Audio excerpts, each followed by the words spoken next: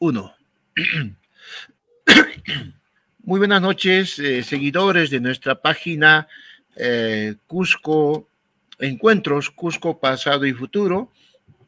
En esta saga que ahora es las fiestas del Cusco, el conversar con Cusco, esta perspectiva de cuán importante es el pasado para proyectarnos a un futuro, cómo es que nuestro destino en este momento donde el pasado es fuerte nos ayuda, ¿no?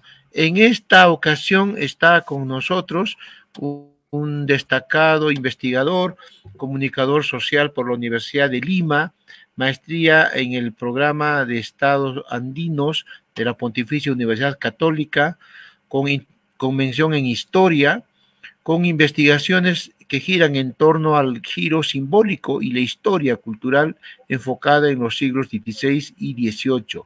Es director de la revista Cusco Social y de la firma de la consultoría Taller Creativo Consultores. Está con nosotros entonces destacado comunicador Guillermo Flores Román, y en esta sección de divulgación cultural, la página que nos acoge nos va a entregar esta noche la conferencia, justamente en el marco que hablábamos, el vínculo social de las fiestas de junio, conexiones temporales entre el siglo XVII y nuestros días. Guillermo Román, muchas gracias y bienvenido y desarrolla tu ponencia. Buenas noches. Muchas gracias, Martín. A través tuyo hago un saludo a todos los que se conectan a este espacio cultural, el cual felicito, Martín, te felicito por tener esta iniciativa de poder conversar sobre temas que creo que son significativos en esta fecha, que nos tocan a todos, tienen que ver con las fiestas, tienen que ver con nuestra identidad, pero tienen que ver con la conexión entre el pasado y lo que estamos viviendo en estos días. Vamos a empezar en orden temporal. Vamos a hablar primero del Corpus, que es la fiesta, vamos a decirlo así, más antigua, que es una fiesta que llega con los conquistadores españoles, que es una de las fiestas que celebramos.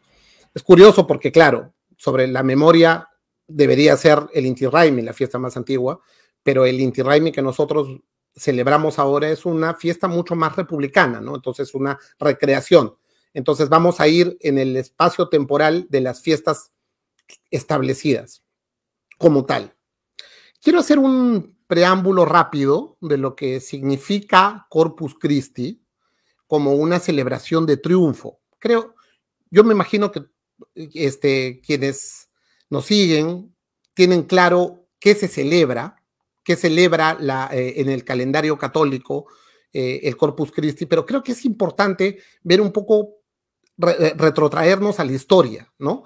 Esta no es una fiesta que nace en los tiempos de Cristo, es una fiesta del siglo XIII en realidad, que nos cuenta la historia de una religiosa muy devota, que empieza a tener unos sueños, empieza a soñar con la luna, y empieza a soñar que la luna empieza a romperse, hay una herida y esta luna se empieza a fracturar, y a partir de esa fractura empieza a salir sangre, ¿no? Y ella sueña recurrentemente con la luna, y lo que ella en una epifanía entiende es que esa luna es el cuerpo de Cristo que se está partiendo, ¿no? Y a partir de esta, se llama Juliana de Carnellón. Esto sucede durante el siglo XIII en Bélgica, en Lieja. Y cosa curiosa, el responsable de la parroquia de esa zona luego se convertiría en el Papa Urbano IV. Y es justamente Urbano IV que en el año de 1261 reconoce la importancia de la celebración. Pero ¿por qué es importante esta celebración, Martín, amigos? Había crecido en estos años una narrativa vinculada a que cómo era posible que el cuerpo de Cristo llegara a nosotros en forma de una hostia, de un pedazo de harina, ¿no? Entonces mucha gente empezó a tener comentarios críticos sobre esta este misterio que se llama transubstanciación. ¿Qué es la transubstanciación? Es justamente ese fenómeno que permite que Cristo llegue a nosotros en forma de una hostia. Ese fenómeno que empezó a cuestionarse, terminó siendo visto como una herejía. Y en términos claros, los católicos desarrollaron esta fiesta. Se cuenta que en el año 1263, en una iglesia italiana, en Bolsena, el párroco abre una hostia y empieza a derramarse sangre. Entonces, toda esta dinámica a partir del cuerpo de Cristo y de la realidad de este fenómeno que llega hacia nosotros, empieza a constituirse en una fiesta que se oficializa en el año 1311 por el Papa Clemente V, y se declara ya una fiesta de guardar. Obviamente, el primer reino que la toma oficialmente es el Reino de España. En 1280 se empieza a celebrar en Toledo y en 1282 en Sevilla. ¿Por qué mencionamos que es una celebración de triunfo? Porque significa que la Iglesia Católica con esta fiesta le gana a los herejes que no creen que es posible este fenómeno de la transubstanciación del cuerpo de Cristo hacia una hostia. Es una celebración de triunfo que además tiene un correlato con grandes nombres de la Iglesia. De hecho, Santo Tomás de Aquino es quien diseña la liturgia en 1274 del Corpus. Al llegar a España, el triunfo empieza a recrearse a partir de lo que significaba el orgullo por ser cristiano, frente a una península que estaba todavía tomada por los moros, ¿verdad? Entonces, tanto judíos como moros empiezan a no formar parte de esta fiesta. De hecho, había ordenanzas que decían que los no cristianos no podían participar de las fiestas y se les conminaba a guardarse en sus casas durante las festividades de Corpus Christi. Entonces era un triunfo religioso que además significaba un triunfo social, porque poco a poco se fue convirtiendo en una fiesta donde se hicieron procesiones y además se hicieron bailes. La gente celebraba este triunfo del cuerpo de Cristo. Esa tradición, si nos retrotraemos rápidamente a nuestros días, se sigue celebrando en las ciudades de Cusco y de Cajamarca, que son quienes tienen todo este despliegue de los arcos, ¿no? Como dicta la tradición católica. Regresando un poco en el tiempo, y ya en épocas de la conquista, obviamente esta festividad llega con los conquistadores, llega con las órdenes religiosas, y probablemente el primer momento en que se conmemora, no se celebra como tal, porque no había una diócesis ni había iglesias consolidadas, pero se recrea este momento del Corpus justamente en el momento del asedio del Cusco, de los remanentes de los incas, ¿no? Y ahí está la impronta de Manco II, que luego los rebeldes de Vilcabamba tomarían en este periodo inicial. Y ahí es donde nace la figura de Santiago, que en España se convirtió, Santiago Apóstol, que se convirtió en el Matamoros. Aquí, en la conquista española, se convirtió en Santiago el Mataindios, ¿verdad? Entonces, esta es esta figura que empieza a recrearse a partir de el triunfo de los conquistadores y de la religión frente a las herejías, frente a las idolatrías que se practicaban en el mundo andino. Luego llegamos y entramos al siglo XVII, y aquí es donde me quiero detener, porque aquí hay una hay una anécdota, creo, muy significativa para lo que es en este momento el corpus de nuestros días.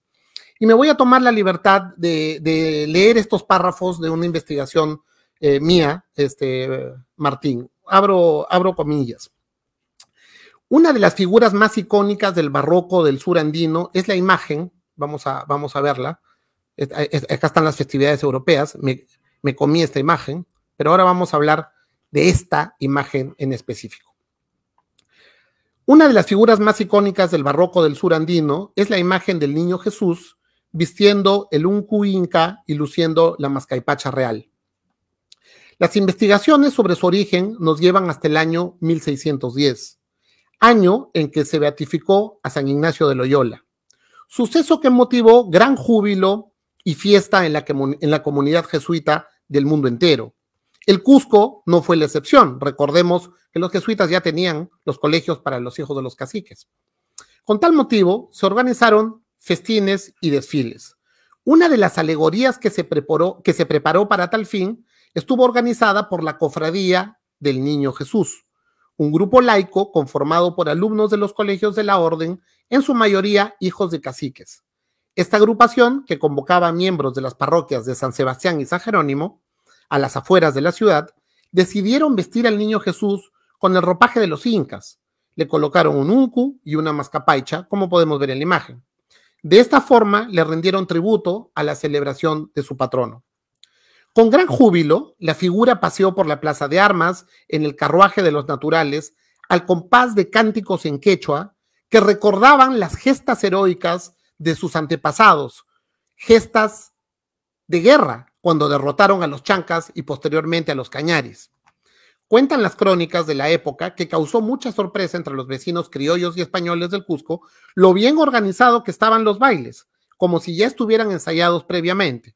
Lo que en realidad sucedió es que los antiguos rituales de fin de cosecha e inicio de la festividad del sol, que se celebraban en el mes de junio, permanecieron intactos en el recuerdo y en la evocación de los indios. Para Tom Cummins, investigador muy importante, tú sabes, Martín, uno de los grandes investigadores del mundo andino y sobre todo historiador del arte, que custodia justamente uno de los uncus más bonitos en el museo de Don Barton Oaks de Harvard en la ciudad de Washington. Para Tom Cummins, esta posibilidad de construir una hibridación simbólica con la figura del niño Jesús sería la que posteriormente dará pie a la tradición de los alfereces indígenas de las cofradías del Corpus Christi, portando su vestimenta inca.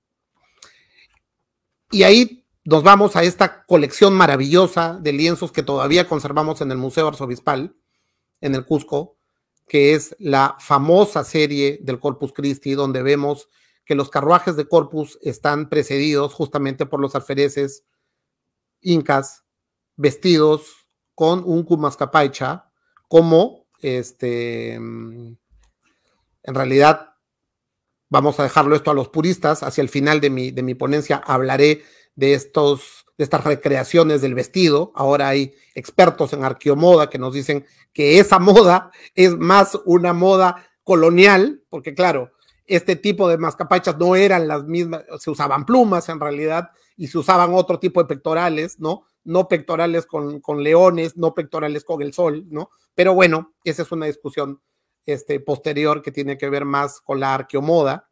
Pero lo que sí es claro es que la llegada de la orden jesuita al Cusco permitió que los hijos de los caciques puedan recibir una sólida educación, no solo religiosa, sino en otros campos del conocimiento. Los jesuitas ayudaron además a reconfigurar el espacio simbólico. Vamos a hablar de espacios, porque yo creo que lo que vivimos ahora es justamente una recuperación espacial del centro de la ciudad, en el que la élite andina había perdido con la llegada de los españoles y con la consolidación de las autoridades criollas al frente de las instituciones virreinales. Una de ellas, la diócesis local. Cusco venía de perder su título de ciudad cabeza de reino y el virrey Toledo les había prometido que si Tupac Amaru I era derrotado, esa cabeza de reino volvería. Promesa que, claro, no se cumplió.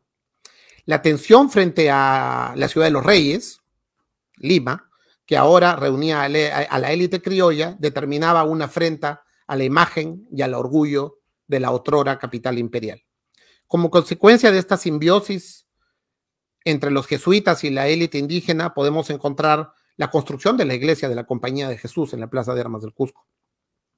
Imponente obra arquitectónica que se logró gracias a la mano de obra de indígenas y al financiamiento de los caciques, como muestra de la necesidad de retomar un espacio simbólico. Cummins sostiene que es gracias al poder de esta élite que los jesuitas pudieron desafiar las órdenes de la diócesis criolla, que no quería que en la plaza cusqueña se construya una iglesia con dimensiones suficientes para equipararse con la catedral. Y por eso vemos que ambas tienen el mismo tamaño, la catedral y la Compañía de Jesús. Este referente cultural que rodea al niño Jesús inca es un poderoso mensaje que llega hasta nuestros días, proclamando lo que llamamos el cristianismo andino y proclamando justamente su espacio en la sociedad virreinal.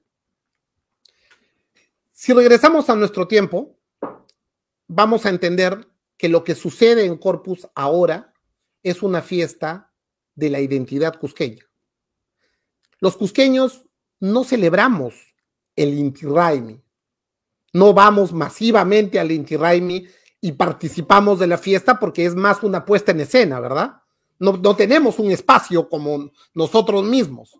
A diferencia del Corpus, que es esta fiesta de junio en la que nos podemos mimetizar con los santos, en la que comemos chiriucho, en la que se forman cofradías, en la que la sociedad y las élites hacen cargullox, se reúnen, son fiestas además con diferencias marcadas, ¿no? Son fiestas de hombres, las mujeres se reúnen por otro lado, eso todavía se conserva. Recuerdo una anécdota, alguna vez me aparecí en el grupo de mi padre, que todos son hombres, con una de mis novias, y me miraron un poco mal, felizmente que me dejaron sentarme, pero pasa, Martín veo que se ríe, pero son cosas que pasan. Entonces, más allá de la anécdota, lo que quiero que se entienda es que muchos cusqueños viajan, no para el Inti Raymi, viajan para Corpus. Si quieren celebrar con sus familias, si son cusqueños que están fuera y quieren celebrar con sus familias y encontrarse, no viajan para el Inti Raymi, viajan para el Corpus. Entonces, quiero cerrar esta parte de las festividades de Corpus hablando justamente de lo que significa nuestro vínculo social y lo que yo creo que celebramos ahora como triunfo. El Corpus sigue siendo para nosotros un triunfo. Es el triunfo que, así como los hijos de los caciques que empezaron a participar en la festividad del Corpus Christi, los cusqueños vamos poco a poco, por lo menos en este espacio de días en los que la Plaza de Armas deja de ser el espacio diseñado para los turistas y se convierte en el espacio nuestro. Y no es gratuito, Martín, que la película Transformers, cuando llegan el 24 de junio, dicen, esta es la fiesta más importante del Cusco y toda la población está en la Plaza de Armas, viendo el desfile. Claro, eso no es tan cierto porque no es tanto así, pero mira tú qué curioso cómo se nos ve en el mundo.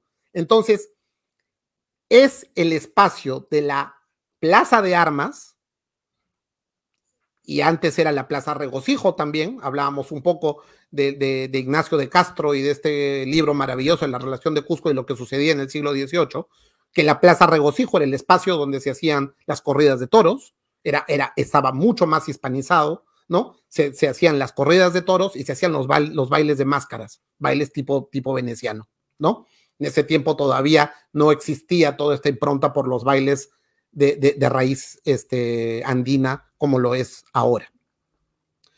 Quiero cerrar el capítulo de Corpus con esto que yo creo que sí nos pasa como cusqueños y creo que sentimos. Corpus es el día en el que recuperamos nuestro espacio natural, el espacio simbólico que es la Plaza de Armas para todos nosotros. Ahora voy a hablar de Coyoriti, que en términos temporales es una fiesta que se inicia en 1780. Voy a recordar rápidamente lo que sucedió con Marianito Maita, este niño que en el rigor de cuidar a su ganado, su padre y su hermano mayor lo mandaban a cuidar en las alturas, muy cerca de donde se hace la peregrinación ahora, ¿no? A su ganado. Cuenta la historia que este niño conoció a otro niño de su misma edad, un niño rubio, un niño brillante, un niño blanco, que vestía siempre vestidos de muy fina fabricación. Se hace su amigo, y en este tiempo en que ambos niños entablan amistad, el ganado empieza a reproducirse, a robustecerse, y es un ganado muy fértil. Su padre quiere retribuirle, le compra unos vestidos, pero se da cuenta que va a ser muy difícil alcanzar ese tipo de factura que tenía los vestidos del niño en cuestión. Este niño rubio y blanco, que era el amigo de Marianito Maita. El obispo de ese tiempo dice, seguramente han robado esas vestimentas de alguna liturgia. Entonces se envía a unos investigadores y se determina, en el momento en que van a llegar, Marianito Maita cae fulminado por un rayo, muere, obviamente, y cuando se trata de llegar a este niño blanco, este niño se convierte en un árbol. Y así es como nace la historia de Coyoriti. Cuando Marianito Maita es enterrado, justamente en esa roca en la que se lo entierra, aparece la imagen del Taitacha Coyoriti. Y a partir de ese momento, el Apu, Ausangate, que era un lugar de peregrinación, no digo que eso empezó a ser lugar de peregrinación desde ese tiempo, pero curiosamente el sincretismo y esta doble vía que luego logran confluir en una sola fiesta, se encuentran, y es a partir de ese tiempo que se da una peregrinación masiva de lo que conocemos ahora las naciones, ¿verdad? Pero esa peregrinación no estaba regulada por los cánones cristianos o católicos, y es por eso que desde el 1780 hasta mediados del siglo XIX, esta fiesta se convierte básicamente en un pago al Apu, y es una fiesta andina, ¿no? Con los bloques de hielo y con la peregrinación. Lo que sucede luego es que el párroco de Urcos, por orden del arzobispo, hace la iglesia y retoma lo que es el circuito festivo católico. Y ahí es donde empieza ya a regularse un poco este sincretismo. Menos pagos, más bailes al Taitacha, ¿verdad? Entonces, más devoción cristiana y menos pagos al Apu. Más o menos así. Entonces, se empieza a dar una negociación ritual, ¿ya? Esto ha llegado hasta nuestros días y yo creo que es el otro gran acontecimiento para la sociedad cusqueña. Hay gente de mi generación que viene desde donde sea para peregrinar a Coyoriti. En tu generación también seguramente ha sucedido, Martín. Es parte de no necesitas necesariamente ser un cristiano devoto para ir a peregrinar. Ahora, en cambio, es más una experiencia espiritual andina que una experiencia realmente cristiano-católica. ¿Qué pasó?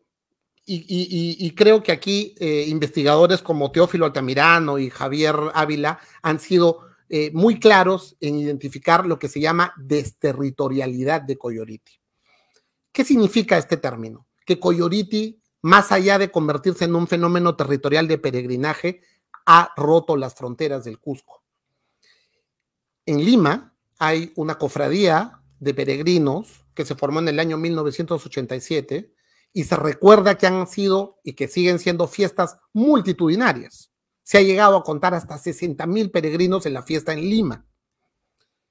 Y en el año de 1994, detalle riquísimo que está en un libro que quienes tengan acceso, yo se los recomiendo. Es un libro que se llama Los rostros de la Tierra Encantada, que es un homenaje al padre Manuel Marsal, desde José Sánchez Paredes y Marco Curátola, a quien conocemos bien, Martín.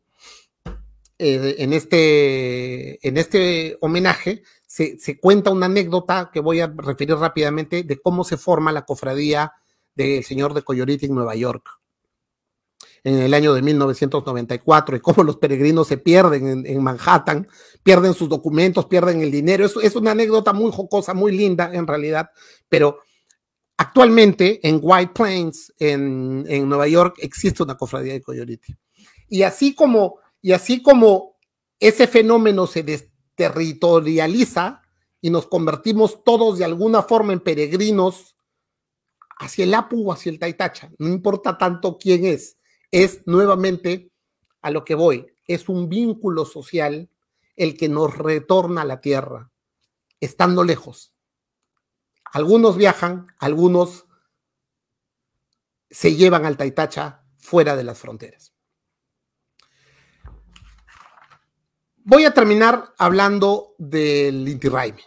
Y el Inti Raymi es, como ustedes saben, una recreación de lo que cuentan las crónicas que sucedía justamente en un ritual del solsticio.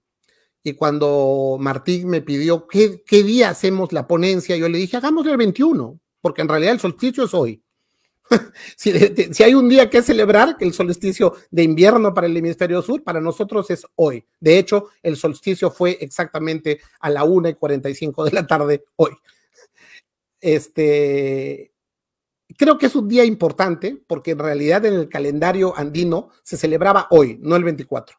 Ya lo del 24 es una construcción más política, ¿no? El Día del Campesino ya tiene otras connotaciones. Pero lo que se celebra en realidad es el solsticio y es la fiesta del Inti Raymi.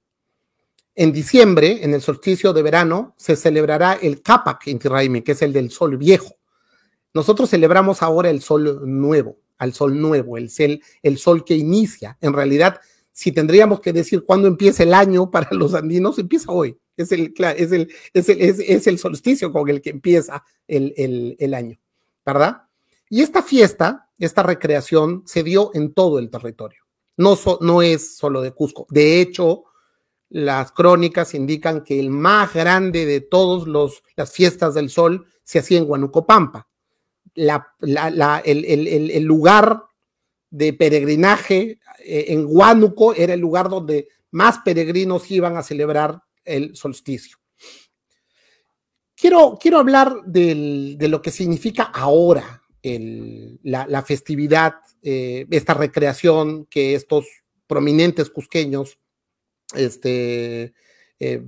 guionizaron. Se hizo un guión y más o menos se preparó una performance, porque es básicamente una performance teatral la que nosotros vemos en la recreación de la festividad que vamos a vivir el día sábado.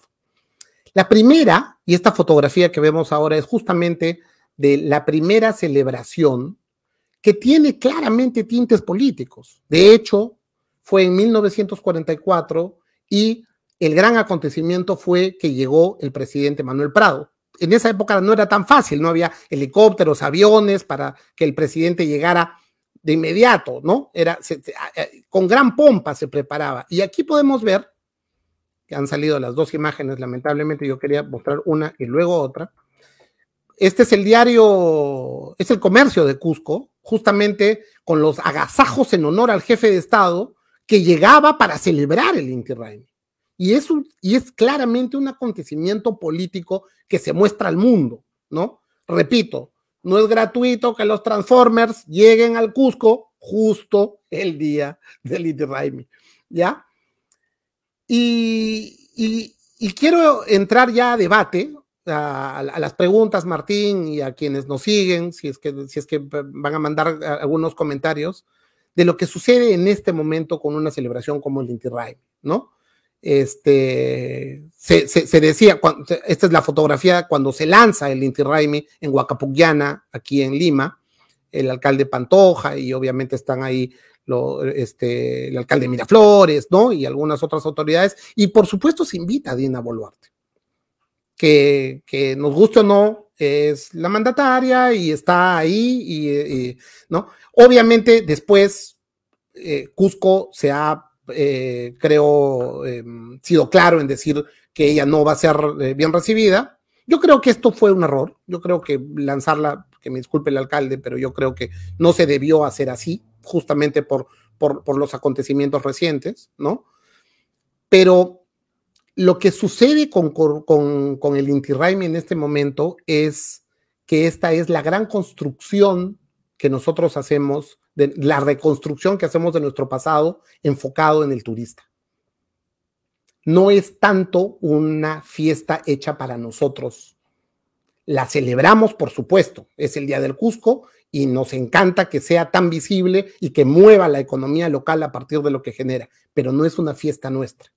Si tendríamos que hablar de fiestas nuestras, de vínculos reales como cusqueños, Coyoriti y el Corpus Christi son de lejos, por goleada, muchas más fiestas nuestras que estas, que al final terminan tiñéndose, creo, tristemente, de un tinte político que las desluce y que creo que deberíamos de aprender a manejar de forma más adecuada, más ecuménica.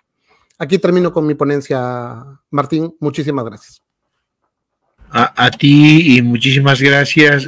No hemos tenido escritos de los participantes. Sin embargo, quisiera preguntarte algo respecto de las brillantes ideas novísimas que nos has dado.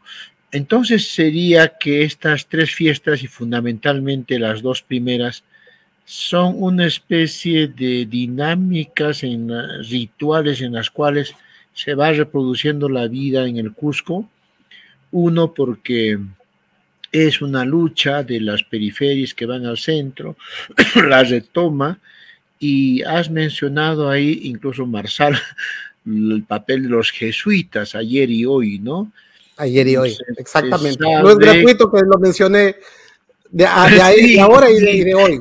Sí, porque los jesuitas eran una posición muy clara frente a la monarquía absoluta colonial. Ellos querían restaurar una teocracia mucho más, y además su posición política, porque habían sido expulsados a Nápoles, en fin, era más hacia los incas y el vínculo de Loyola con Clara Coya, en fin.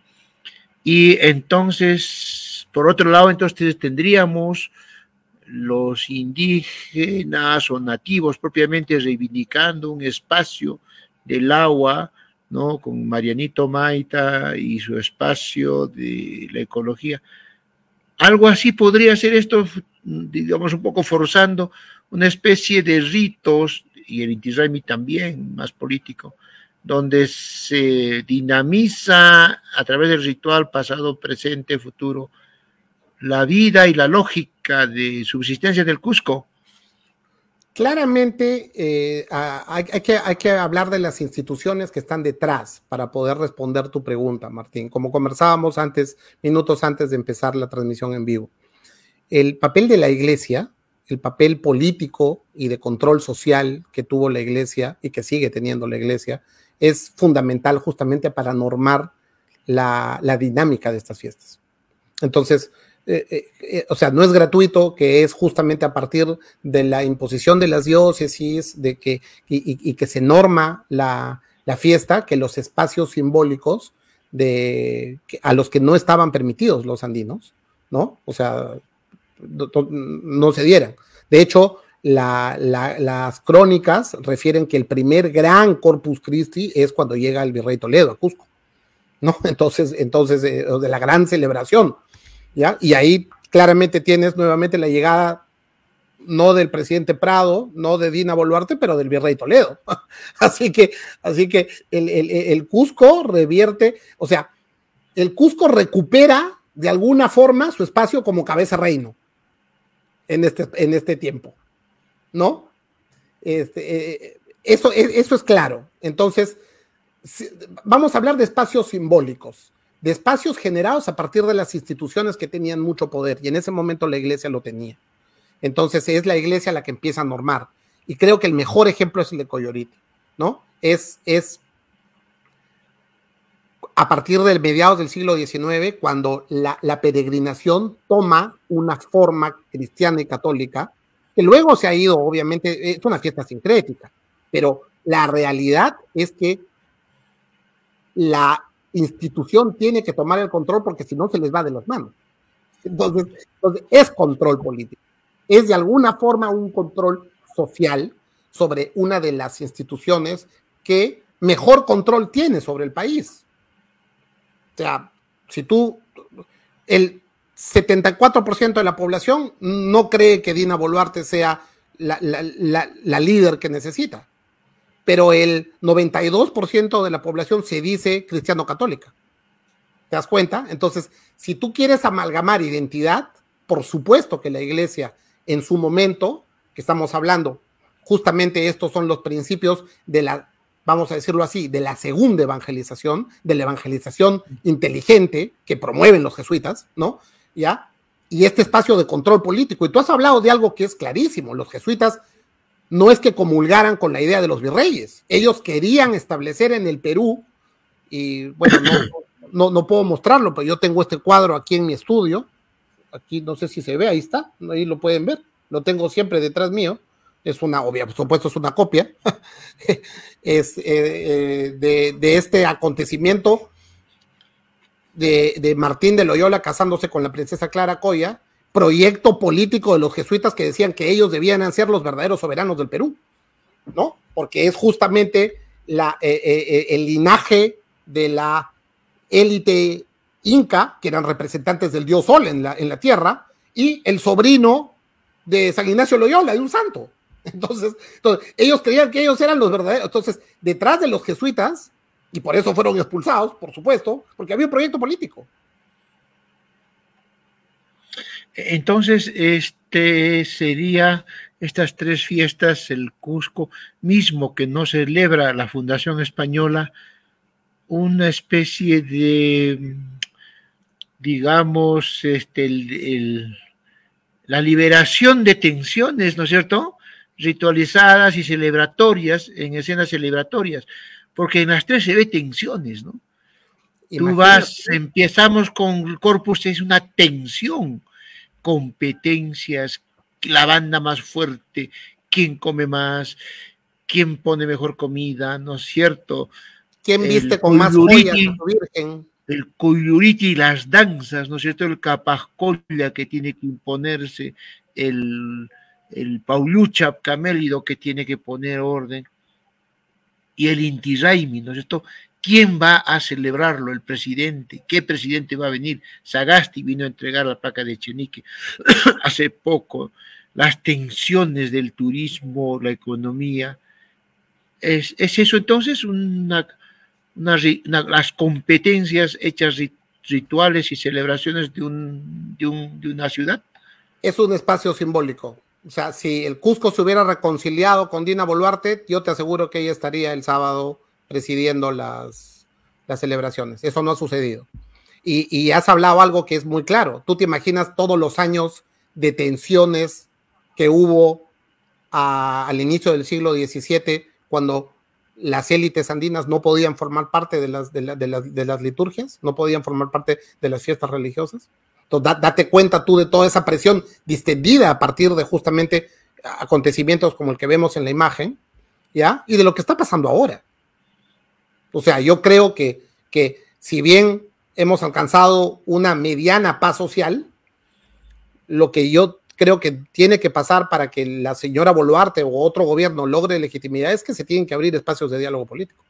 Porque hay mucha tensión, Martín. Hay mucha tensión. Así es. Y el Lunes Santo también entraría aquí porque era un espacio en el cual se manifestaban crisis, ¿no es cierto?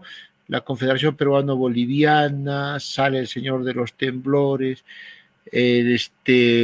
pues los piratas en el Callao, la guerra con Chile, las pestes, las epidemias, los piratas que daban vueltas. Y fíjate que se van a la Plaza de Armas donde está el Señor de los Temblores, que es otro personaje que está entre bambalinas.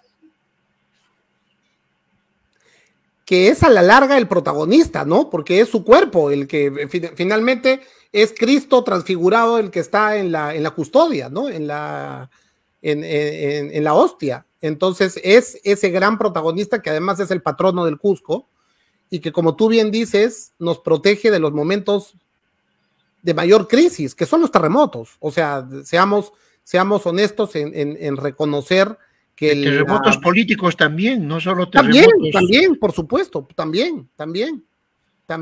Y yo creo que un llamado a la unidad de los cusqueños está, aunque a algunos no les guste que se hable de una religiosidad andina. Yo creo que existe un sincretismo claro y un cristianismo cusqueño que profesan la mayoría de la población. La mayoría. Así que... Y un cristianismo que se crea y se recrea, ¿no? Yo creo que esa es la virtud del cristianismo y la religión andina, que entra pasado, presente, futuro, se recrea, simboliza. ¿Habría que volver a leer la política desde ese ángulo? Yo no sé, o sea, yo creo que es una institución que ha perdido mucho poder político. Yo creo que la iglesia ha perdido mucho poder político.